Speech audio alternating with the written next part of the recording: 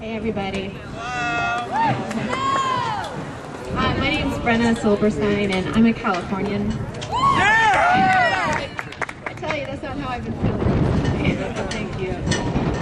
You know, I've been on a trip for a couple of months. I was away from home for the election, although I did vote against propping my absentee ballot, obviously.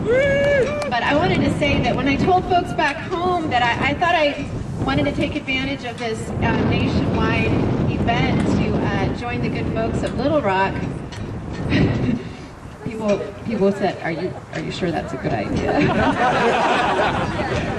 And I said, "I don't know if it's a good idea or not, but I'm really feeling like I need to be out as a heterosexual woman and supporting my brothers and sisters in the LGBTQ community during this difficult time." I want to say thank you for your courage. I don't know all your stories, but I can guess at some of them. Thank you for your courage and standing strong in who you are. When you do that, it helps all of us everywhere, regardless of our race, color, creed, orientation, persuasion, demographic description.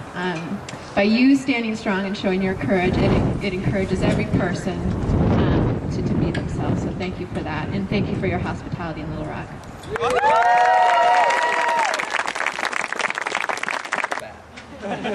I am with Rusty. I figured I'm Latino, you can hear me anyway. I am with Rusty, and we've been together now for 17 years. Prior to that, I was married to a wonderful woman for 7 years. And I always thought, while I was married, I never had a problem telling people that I was married, and I married her. And when I got together with Rusty, I just figured it's the same thing. Well, I was fooled into thinking that it was, because it wasn't. Because when I was with her, I was able to say I was married. And the moment I go somewhere with Rusty, they automatically think we're not. Here's what Proposition 8 does. A few years ago, and I am freezing, but a few years ago, here in town, we go to a community center where we play racquetball. And a young man came to me, and he said, I'm going to try to say this without crying, but a young man came to me, and he said, "Are you with Rusty?" And I said, "Yes." And he said, "How long have you all been together? You're both gay." And I said, "Well, yeah." "How long have you all been together?" And I said at that time about 14 years, 15 years. And he said, "Okay." Then the next time he saw us there, he came up to me and he said, "You know, I think I might be too, and kids in school give me a hard time, and I don't know what to do." And for fear, for the fact that I was much older than he was, because he was his first year in high school, I said, "Well, you need to talk to your parents, or you need to talk to someone in your church." And he went to church, or maybe a group here in town, and not knowing where to direct this young man. He came back another time and he said, "Is there anyone do you know that I can talk to?" I said, "Well, have you spoken to your counselor?" And he said, "Yeah, my counselor said that I needed to get more involved in my church." And so that's what I think I need to do. And so I said, "Well, listen, if he said, can I have your phone number? Can I get a way that I can talk to you?" And I said, "Well, listen, there's groups. I have heard about PAL." I said, "There's groups that you can talk to." And he said, "Because I really don't know any other couples." He said, "I don't know what people who are actually gay and together for such a long time." And then one last time he came to me and I said, "Have you spoken to your parents?"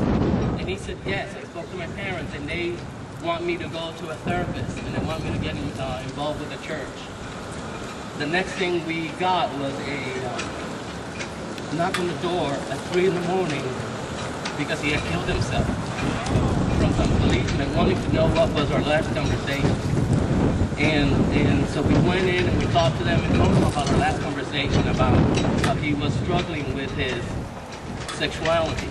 The only thing the paper said through his parents was that this was a righteous Christian child who went to church and was so in love with going to church and his friends and all that. And to me, this is what Proposition 8 does. It fosters and it gives a way for young men to not have, young men and women, gays and lesbians, and transgender, to not have a way of being able to cope. To say, hey, there's a couple, and I can be like that too. And this is why we have to repeal this, and this is why we have to fight so strongly for this. Thank you.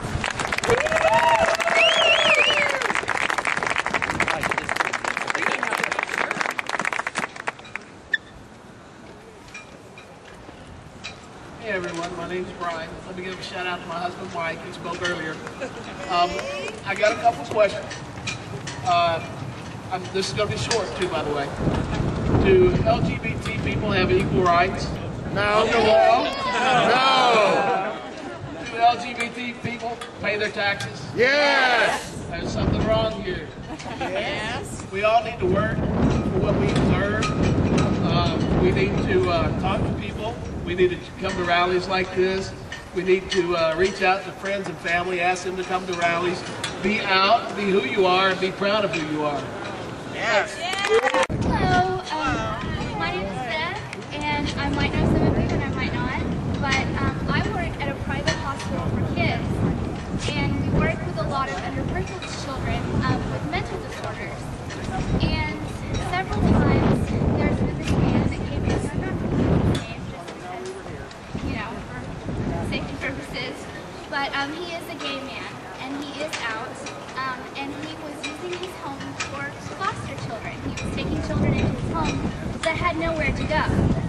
And when he brought a child to our facility who had lost both his parents, had nothing but a drug addict sister, and the only person he had in this world that was ready to love him unconditionally was a gay man. And my facility that I work for called DHS, and they took the child away.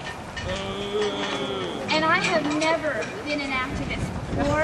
I've never really found anything that I thought I could break out of my shell and stand up for. But I was absolutely devastated when they took that child away from him. What made his love any different from a straight person's love for that child who had no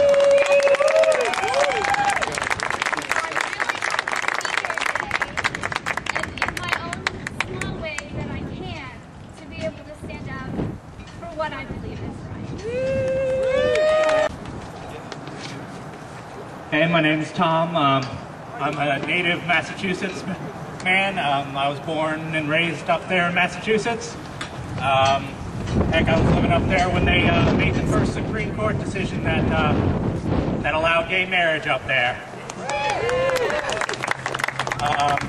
I'm single myself, but I've never been an activist of any sort, but to know what went on with Proposition 8 and Amendment 1, to hear that this rally was going on today, I felt I had to do something. I felt this was the time. This was the time to come out and to say something about what has been going on with our rights. Many years ago, Martin Luther King said 4 words that meant a lot to everybody.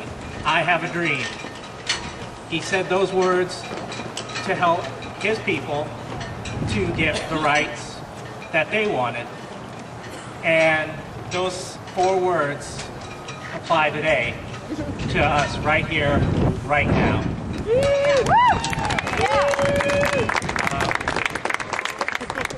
To the people who feel that we're wrong for wanting this, I would want to ask them how would they like it if, we said you can't get married because of your religious beliefs. You can't get married because of the color of your skin. They would fight against it. They would fight against it the same way we're fighting now.